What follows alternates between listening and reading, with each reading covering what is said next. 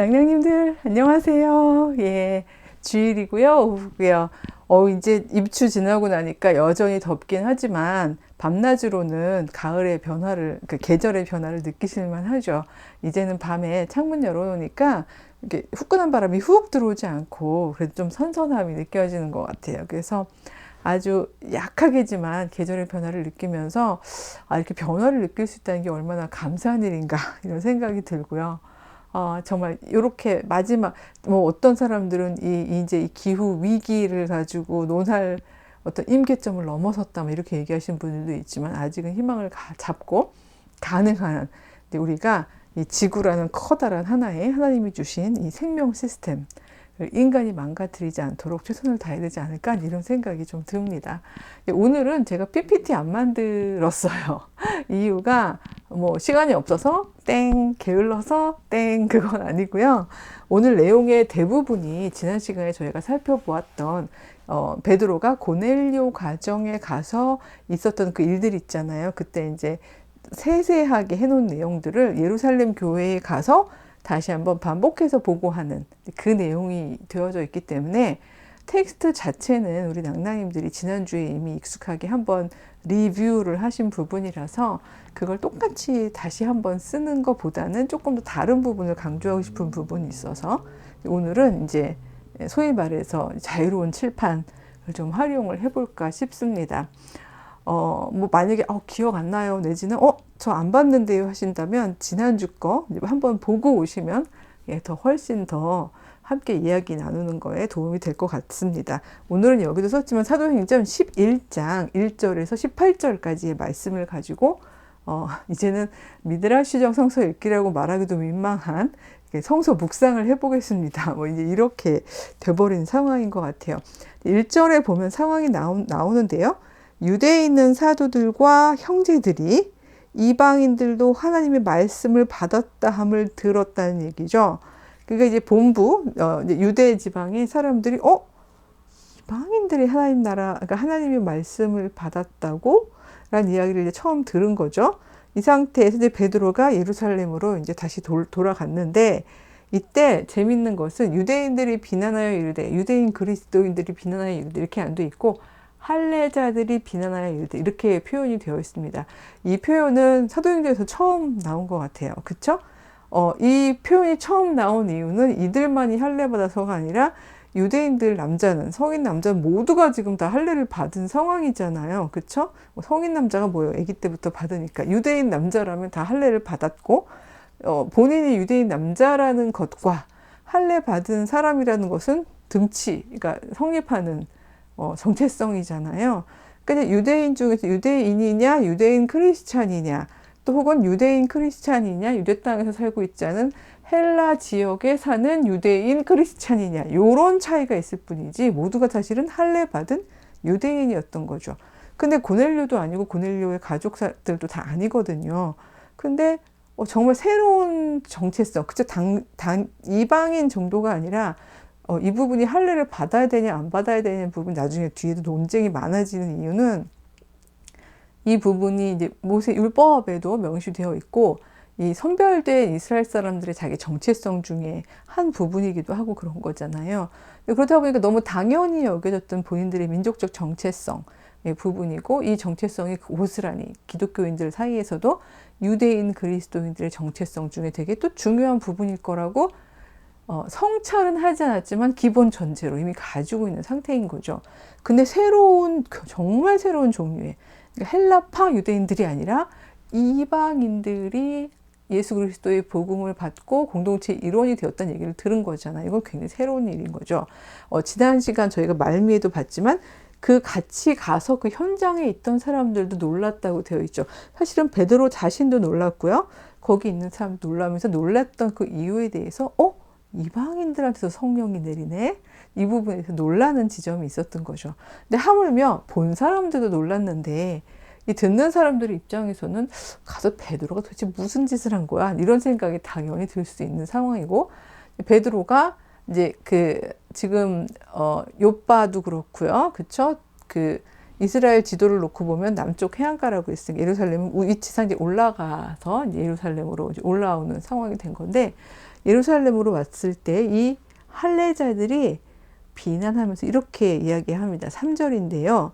내가 무할례자의 집에 들어가 함께 먹었다 하니, 지금 이렇게만 되어 있어요. 예, 나름 애둘른 거죠. 너 무할례자의 집에 가서 그 사람들한테 복음을 전하고 성령 세례까지 그들이 받았다는데 그 말이 사실이야? 이런 식으로 무할례자들하고 상종을 했다고 이렇게 얘기를 한 거죠. 그 뒤 구절 때문에 제가 사실 PPT를 만들지 않은 건데요. 그 뒤에 보면 4절부터 베드로가 그들에게 이 일을 차례로 설명하거늘 하고 그 다음부터는 아주 친절하게 10장에서 있었던 일들을 이제 반복적으로 친절하게 설명을 합니다. 요빠 시에서 기도할 때 환상을 봤는데 우리 율법으로 보면은 도대체 부정해서 먹을 수 없는 것들을 자꾸 3번이나 하나님께서 먹으라고 하시더라. 내가 깨끗하다고 한 거다. 어떻게 너희가 더럽다고 하느냐. 그러니까 네가 더럽다고 할 권리가 없다. 라는 이야기를 계속 3번이나 환상 중에 깨닫게 하셨는데, 그러고 내려와 봤더니 이미 준비된, 그쵸? 가이사리아에서 이미 준비된 사람들이 와서 그 사람들이 자기들의 그 주인인 고넬료도 기도 시간에 하나님으로부터, 그쵸? 계시를 받고 베드로를 모시러 왔다고 하더라. 그래서 자기가 가봤더니 뭐 블라블라블라 이런 일들이 있었다. 그게 쭉 그게 계속 반복이 돼요. 저까지 반복을 하지는 않을게요. 이제 그러면서 14절로 가면 뭐라고 얘기하냐면요. 너와 내 온 집이 구원받을 말씀을 내게 이르리라 함을 이제 보았다 하거늘, 내가 말을 시작할 때에 15절로 넘어갑니다. 성령이 그들에게 임하시기를 처음 우리에게 하신 것과 같이 하는지라. 저는 이 15절이 굉장히 사실이기도 하면서도 너무 중요한 신앙 고백이라는 생각이 들어요. 너희 기억나지? 지금 여기 다 1세대잖아요. 그리고 지금 얘기하고 있는 이 예루살렘 교회를 채우고 있는 사람들은 대부분 할례자들이라고 범주화하긴 했지만 이 사람들 다 마가의 다락방에서 성령이 내리는 것을 체험했었던 사람들일 거란 말이죠. 1세대이면서. 그렇다면 이 사람들 입장에서는 그거 기대치 않았던 일들을 정말 놀라운 경험을 했던 사람들이고 그 생생함이 이미 있는 사람들인데, 이 사람들의 경험에 근거해서 이야기를 하고 있는 거죠. 마치 처음에 우리에게 성령이 임했던 바로 그것처럼 그들에게도 성령이 임하는 것을 내가 보았다. 그러더라. 이 이야기를 15절에 하는 거죠. 그러면서 16절에 이어서 베드로가 이렇게 얘기합니다. 그때 뭔가 생각이 났대요. 뭐가 생각이 났냐고 얘기하면, 주의 말씀에 요한은 물로 세례를 베풀었으나 너희는 성령으로 세례를 받으리라 하신 것이 생각났노라. 여기에 너희가 꼭 유대 땅에 있는 예루살렘에 거하는 유대인들만을 의미하겠느냐. 마침 오순절이어서 헬라 지역, 여러 지역에서 왔던 그들도 그 성령 세례를 받았던 걸 기억하지 않느냐? 그리고 또 먼 곳에 있었던 사람들도 복음을 받아들였을 때 성령 세례를 받았던 걸 기억하지 않느냐? 그렇다면 그 뒤에 17절이 더 멋있는데요. 하나님이 우리가 주 예수 그리스도를 믿을 때 주신 것과 같은 선물을, 성령이죠, 그들에게도 주셨으니 내가 누구에게 하나님을 능히 맡겠느냐. 저는 이 15, 16, 17절은 15, 16, 17절까지죠. 이 내용은 소위 할례자들이라고 범주화할 수 있는, 그래서 사실 말이 할례자들이지 다 생물학적으로는 모두가 다 할례자들이죠. 근데 굳이 할례자들이라고 얘기한 부분에 있어서는 이것이 신적인 계시의 규율 중에 하나이고 되게 중요한 유대의 정체성이고 그리스도인이 된다는 거에 있어서 또 하나의 되게 중요한 정체성이라고 그냥 당연히 믿어버린, 본인들이 소속되어 있는 공동체의 정체성이니까 당연히 믿어버림으로써 이걸 하나의 신념화해버린 사람들, 그러니까 할례자들이라고 표현을 했겠죠. 근데 그럴 수 있는, 아직까지는 엄청나게 갈등을 일으키진 않아요. 맨 뒤에 절을 보면. 근데 그럴 뻔했던 사람들인데 이 사람들을 향해서 15, 16, 17장으로 이어지는 이야기를 베드로가 고백하게 되는 거예요. 나도 이럴 줄은 몰랐다. 하지만 기억났다. 예수님이 분명히 너희는 물 세례가 아니라 성령 세례를 받게 될 것이라고 약속하지 않으셨느냐. 그리고 바로 그 성령 세례를 받았던 우리들의 경험을 너희들 생생하게 기억하지 않느냐. 그 경험이 이 고넬료 가정에서도 일어나는 걸 내가 보았다. 내가 누군데? 도대체 내가 뭐 어떤 존재인데 하나님께서 그렇게 역사하셨다는데 그거를 부정할 수 있겠느냐. 지금 이렇게 이야기를 하는 거죠. 그냥 솔직하게 있었던 일들을 쭉 그냥 이야기를 하고 자신의 신앙 고백을 나눈 겁니다. 그때 18절이 너무 매력적인데요. 그들이, 즉 할례자들, 그쵸? 이라고 범주화돼서 자칫 잘못했으면 무할례자들과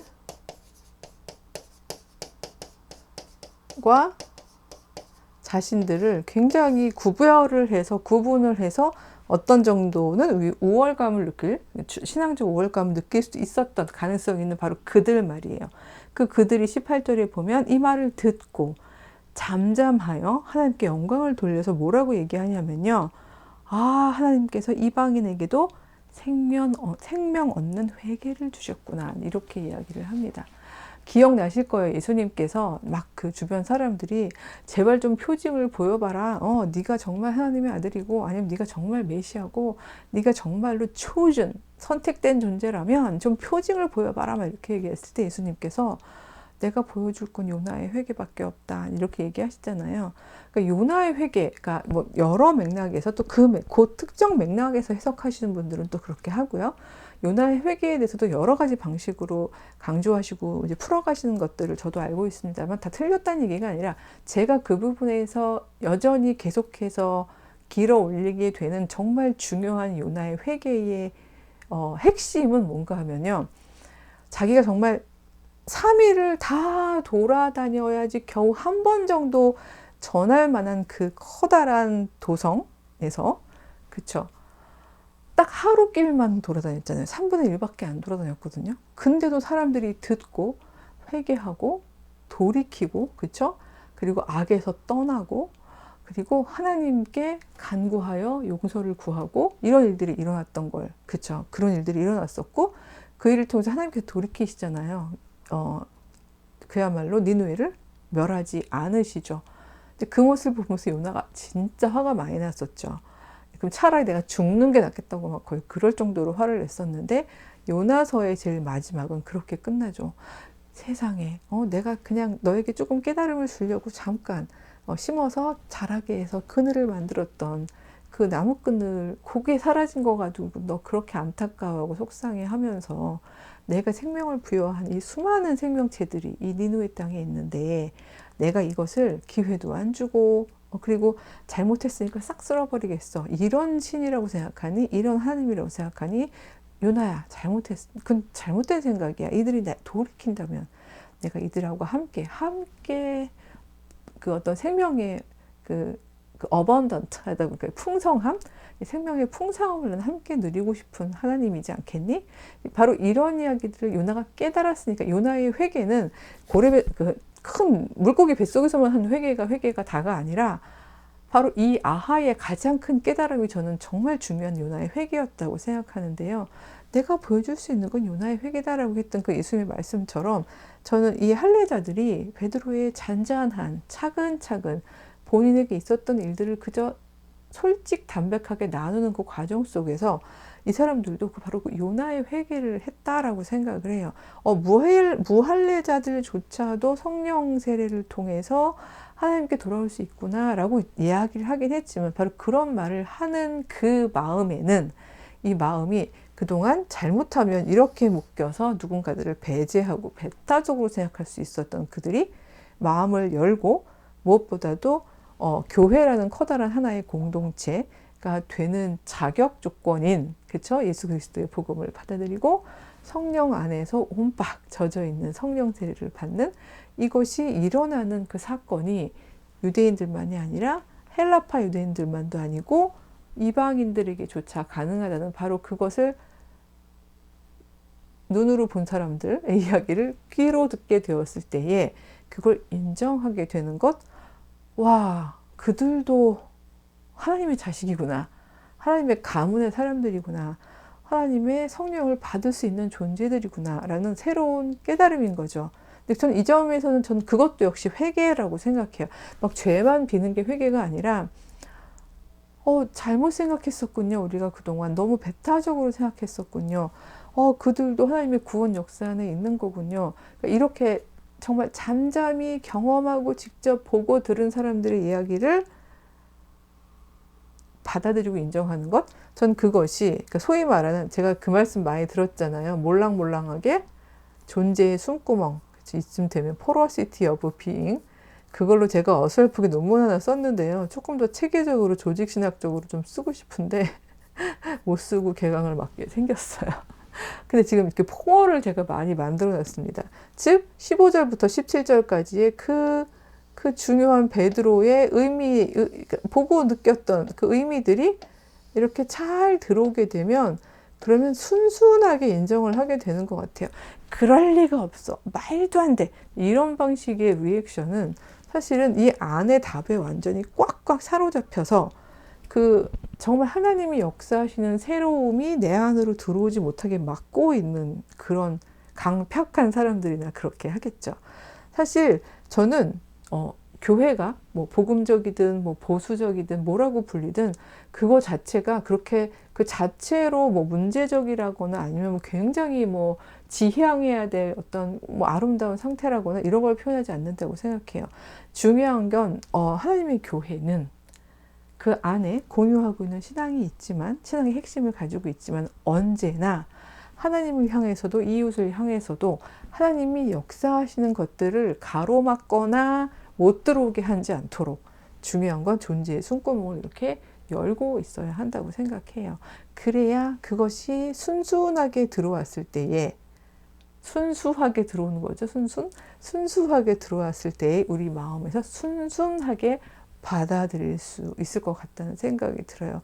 신념이라는 것은 동기부여도 되고 누군가를 움직이게 하고 굉장히 드라이빙 포스로서 성장시키는 데 도움이 되기도 하지만 때로는 그게 인간의 그 개인이 됐던 특별한 공동체가 됐던 하나님의 역사를 자기들이 딱 이해하는 만큼까지만 딱 가로막아서, 그래서 여기까지가 하나님의 역사야. 하나님은 절대로 이방인들, 무할례자들을 구원 역사에 포함시킬 리가 없어.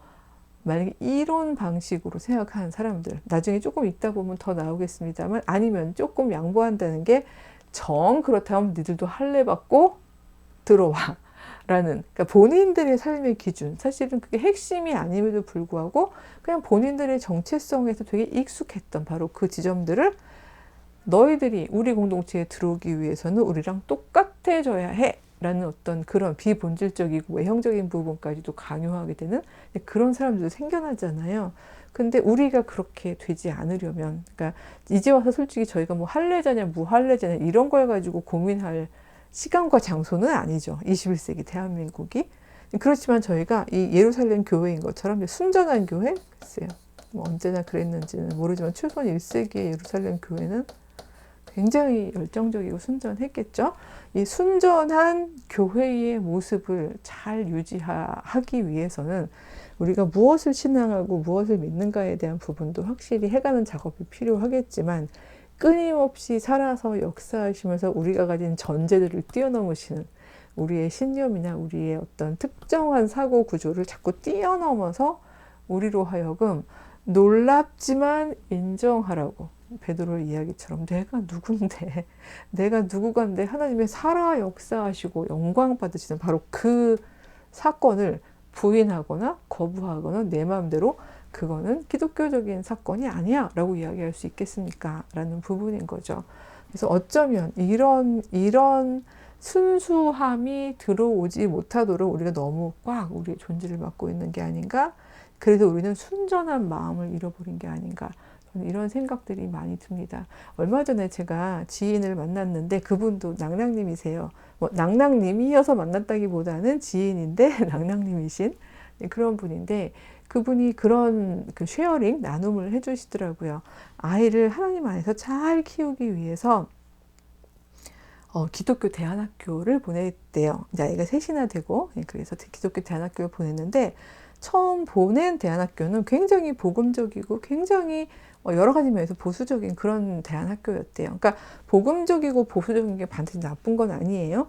그렇지만 이 소위 말하는 복음적이고 보수적이라고 이야기하는 교회 공동체가 가지고 있는 특별한 꼭 중요하다고 생각하는 이 믿음의 체계나 어떤 교리적인 글쎄 내용들이 좀 있죠.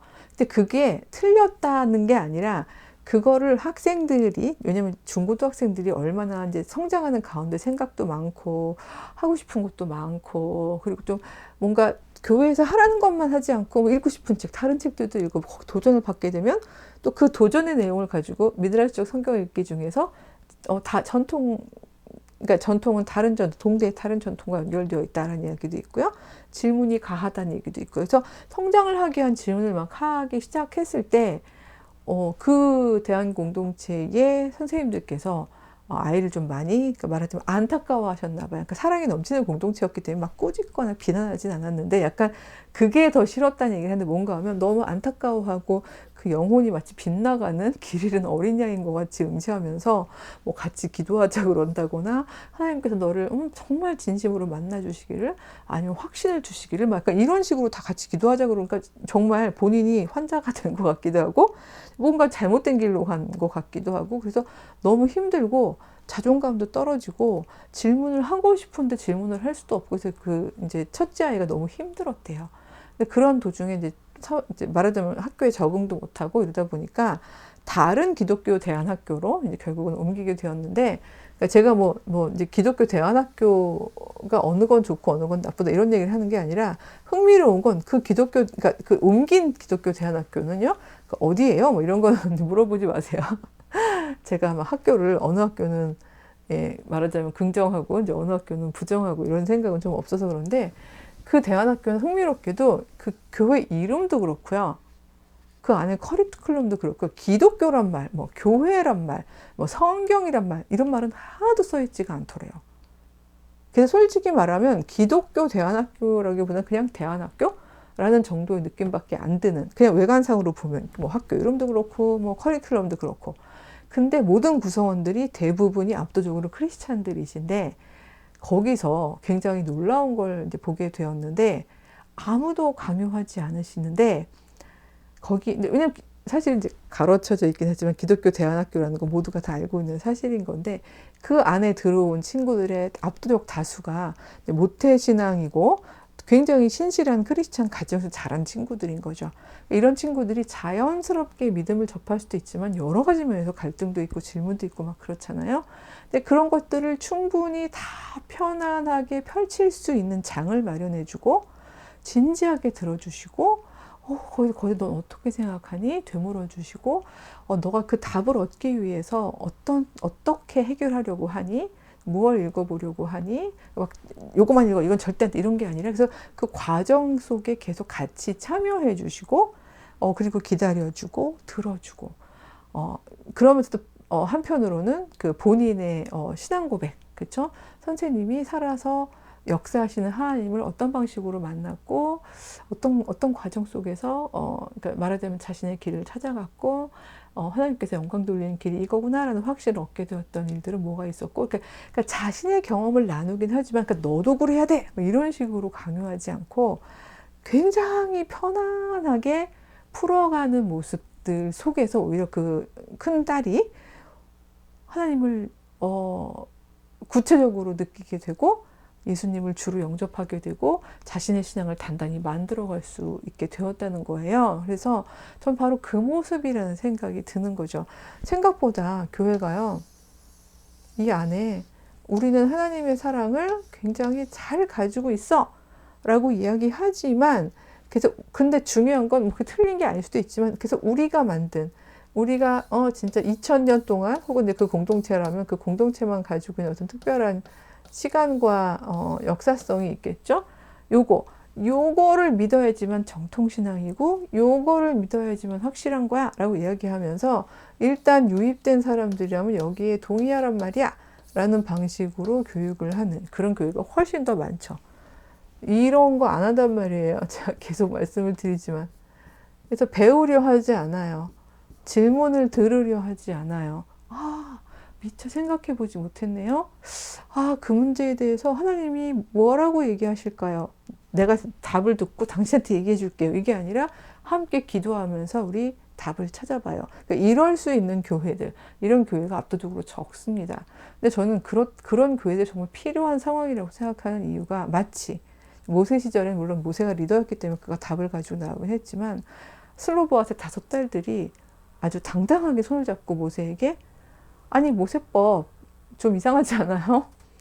왜 다 남자들만 하나님의 분깃을 물려받는 거죠? 우리 아빠가 잘못을 한 적이 없는데 왜 딸들이 있다는 이유만으로 하나님께서 우리 아버지에게 약속하신 포르션, 분깃을 받을 수 없는 거죠? 이런 질문을 제기했을 때에 진짜 그렇구나, 생각해보지 못했구나 하고 하나님께 아뢰고, 그리고 하나님의 음성, 그쵸? 하나님의 음성은 하나님의 역사, 진짜 모세가 누구간데 하나님의 능력, 하나님의 역사를 맡겠어요. 하나님께서 슬로보아 딸들의 말이 옳다 라고 이야기하는 부분을 순전하게 받아들이고 그 말을 전달할 수 있었던 것은, 모세 입장에서 나 창피하게 좀 가오 안 쓰게, 이제 가오는 우리나라 말은 아닙니다만 그냥 한번 해봤어요. 강조하기 위해서.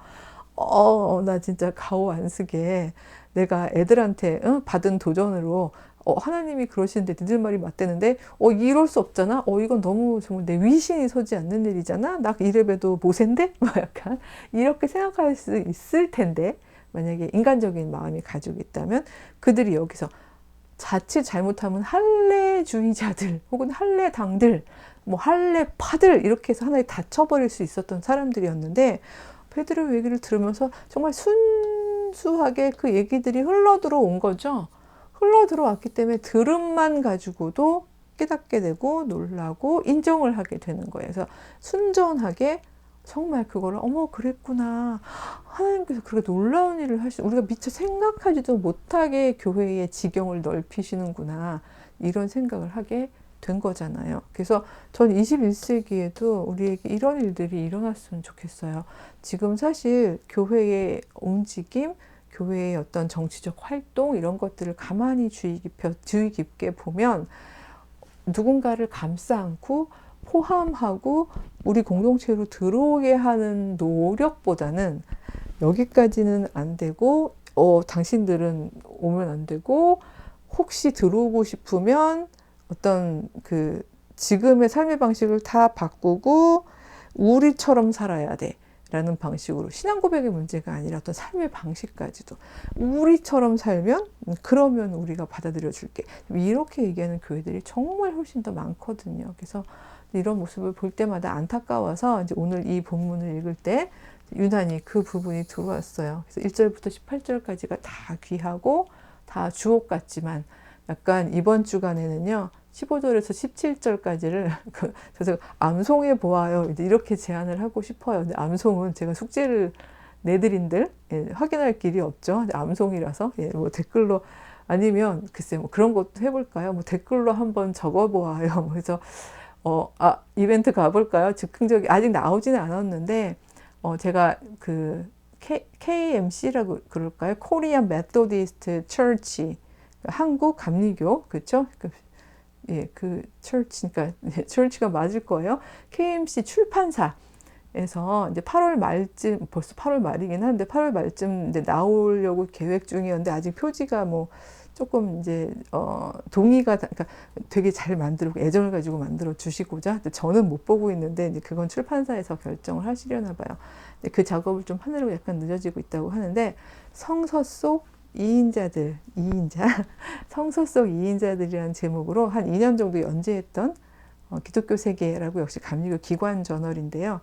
거기에 연재했던 책, 이 단행본으로 이제 묶여서 조만간 나오거든요. 그래서 댓글로 선착순 10명 이렇게 약속을 해야 되겠죠. 무한 달리면 10개 안 달릴 수도 있지만, 그래서 사도행전 11장 15, 16, 17절, 15, 16, 17절을 저희가 적는 동안 마음에 새기고 또 일주일 동안 묵상하면서 저희가 좀 암송했으면 좋겠어서, 바로 그 부분을 적어주신 분들은 10명을 뽑아서, 대신에 이제 그거 적어주시고 이렇게 다 적고 나면 순서 정해지잖아요. 그러면은 거기다는 공개적인 거니까 이제 적어 쓰기 어렵죠, 주소. 그러니까 늘 얘기하잖아요. 제 이메일은 이거는 이제 공동 이메일이라서 모두가 다 아시는 이메일이라서 그냥 제가 공개하는데 크리스타03 네이버.com 예, 여기로 메일 주소 보내주시면 그러면 그 10명에 해당하는 분들께 새로 나오는 따끈따끈한 성서 속 2인자들 예, 보내드리도록 하겠습니다. 사실 제가 여러 가지 면에서 좀 막 자막도 달고 좀 열심히 해야 되는데 그러고 있지 못해서 너무 죄송해요. 예, 저도 이제 또 다음 주부터 막 개강인데 어떻게 될지 모르겠지만 그래서 일주일에 한 번씩 성서 묵상하는 것만큼은 꼭 빼먹지 않도록 약속하면서 저도 조금씩 좀 더 나아진 모습 보이도록 하겠습니다. 하나님이 하시는 일을 우리가 가지고 있는 섣불른 신념이나 어떤 전제 때문에 가로막지 않는 그런 크리스찬이 되기를 약속하면서 또 다음 주에 만나 뵙겠습니다. 안녕.